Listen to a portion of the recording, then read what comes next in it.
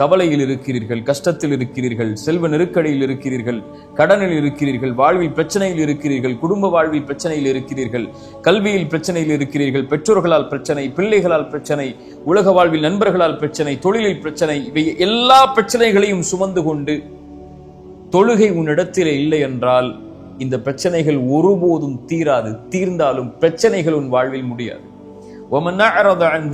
யார் என் நினைவை விட்டு புறக்கணித்து வாழ்வாரோ, இறைவனுடைய நினைவில் மேலானது தொழுகை, யார் அதை புறக்கணித்து வாழ்வாரோ அவருக்கு நெருக்கடியான வாழ்வை தான் இறைவன் கொடுப்பான். தொழுகையாளிகள் நாசமாகுவார்கள். அல்லதீனஹும் அன் ஸலாத்திஹிம் சாஹூன், தொழுகையிலிருந்து பொடுபோக்காக இருப்பவர்கள்.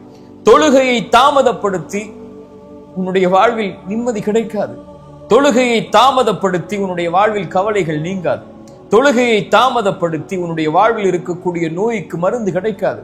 தொழுகையை தாமதப்படுத்தி உன் குடும்ப உறவிலோ உன் வாழ்விலோ இருக்கக்கூடிய பிரச்சனைகளை ஒருபோதும் நீக்க முடியாது. தொழுகை வெளிச்சம். தொழுகையை சீர்படுத்தினால் எல்லாம் சீராகும். இறைத்தூதர் ஸல்லல்லாஹு அலைஹி வஸல்லம் சொன்னார்கள், மறுமையில் ஒரு அடியானிடத்திலே இறைவன் விசாரிக்கக்கூடிய முதல் விசாரணை முதல் விசாரணை தொழுகையை குறித்துதான். அது சரியாக இருந்தால் அவன் வெற்றி பெறுவான், அவனுக்கு வெளிச்சம் கிடைக்கும், அவன் வெற்றி பெறுவான். யாருக்கு அது சரியில்லையோ அவன் நாசமடைவான், நஷ்டமடைவான்.